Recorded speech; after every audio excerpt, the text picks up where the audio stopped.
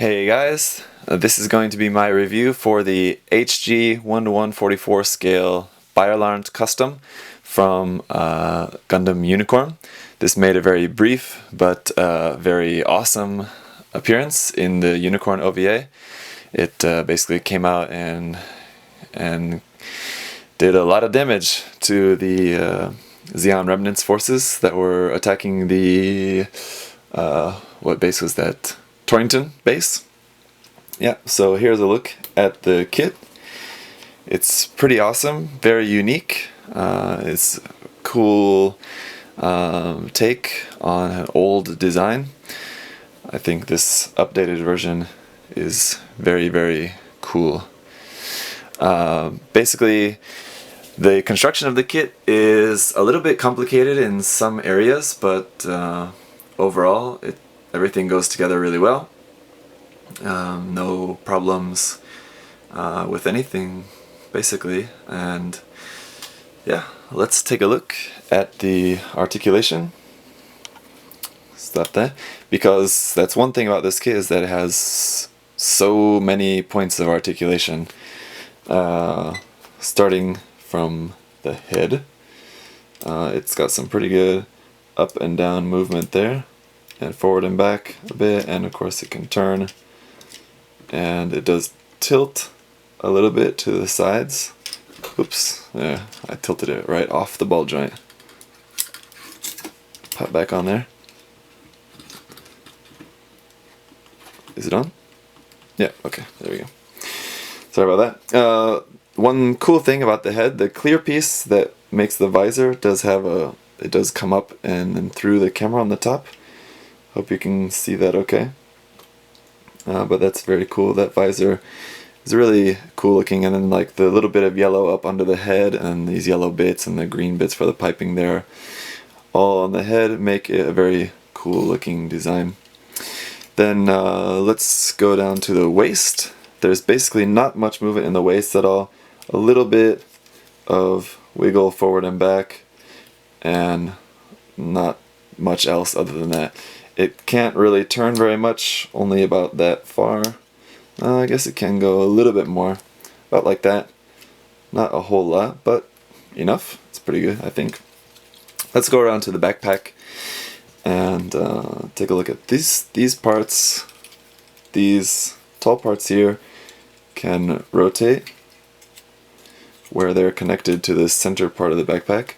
And then these long fuel tanks / boosters on the side can rotate independently, like that. And then this part can rotate on there. And then of course these flaps on here open and close. That's the maximum, like that, and then closed like that. And then on the arms, this part that goes out underneath is actually connected to the torso. So it doesn't rotate forward and back at all, but it does move up and down, like that. And this is the shoulder part that rotates and goes forward and back a little bit, and of course up and down. And then here is where we've got a lot of articulation. This is kind of the outer shoulder, I guess.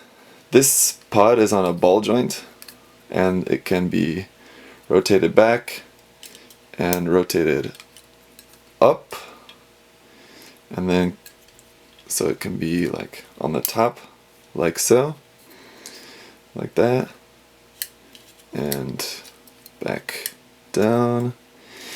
And then this lower part is where the arm actually connects on. It rotates there, and of course goes up and down like so. Then in the elbow, here's one part where it's really complicated. I don't know how well you can see that. There's a lot of layers in here in these parts. There's the inside layer, which is the gray piece for the actual joint. Then there's that blue piece, which forms this part of the arm. And there's another gray piece on top of that, which forms like the inside of the arm and basically what's coming out here. And then on top of that there's this dark blue piece. So it's very layered in here in this part of the arm. But these parts can move independently. the part that holds the beam emitter and the part that holds the claw. And the claw, there's the two pieces are connected, and then the one is separate, and those can move separately like that. And then the tip of this beam emitter here is actually on a little ball joint, so that can move around like that. Now here at the waist, this waist armor on the top can move forward and back a bit like that. On the side can move a bit like that.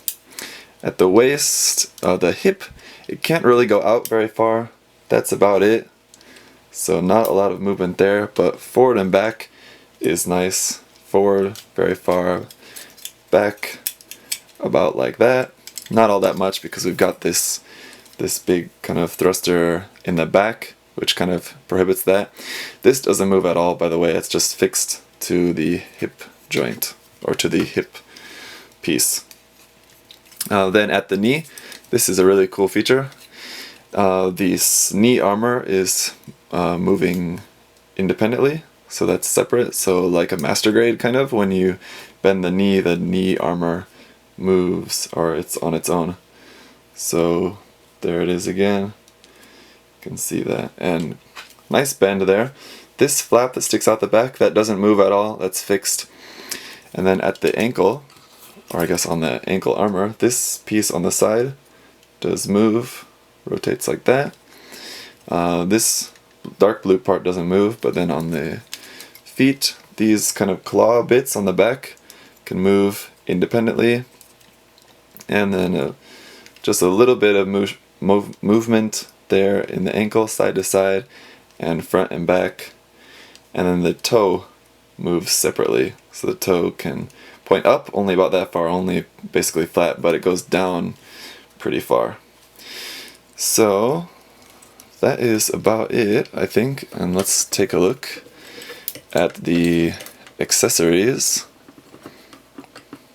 Get this standing back up again. Accessories are very few.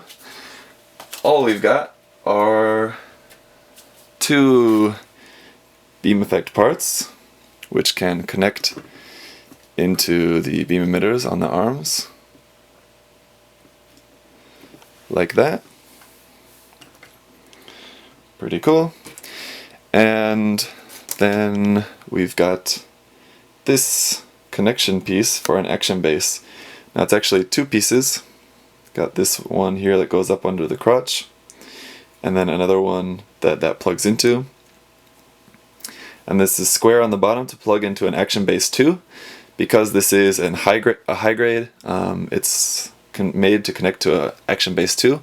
But because the kit is pretty big, I find that action base 2 is kind of not really big enough for this kit. Here you can see the size of that, and it's not really big enough, so I prefer to use a action base 1, which is the larger one.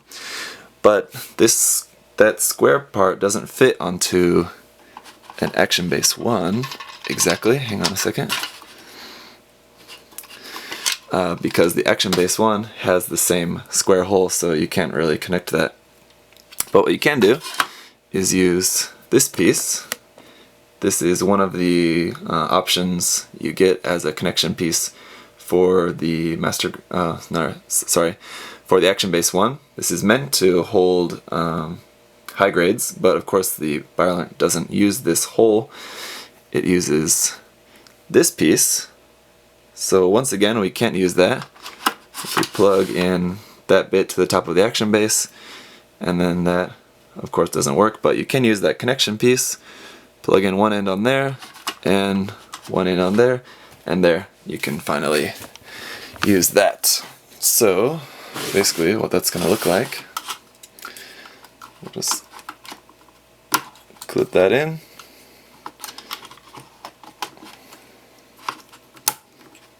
There you go.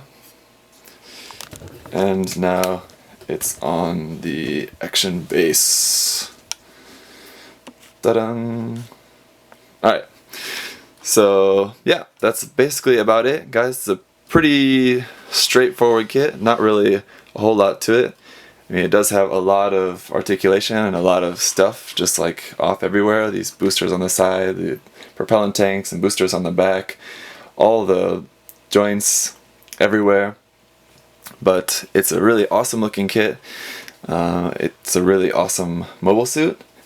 And there are these stickers, which I showed you before, clear stickers that come with the kit that you can use. I did not use them yet, and I probably won't because I do have some water slide decals that I'm going to use for this kit, but I might use a few of these. And that's about it, guys. Thanks for watching, and in the next video we'll take a look at the Premium Bandai Byarlant Custom 2, and I'll compare the two kits so that you guys can see how they are different. So thanks for watching, and wait a minute, I almost forgot again. A size comparison. Here is a normal size high grade kit. Here's the 1:144 scale Gundam.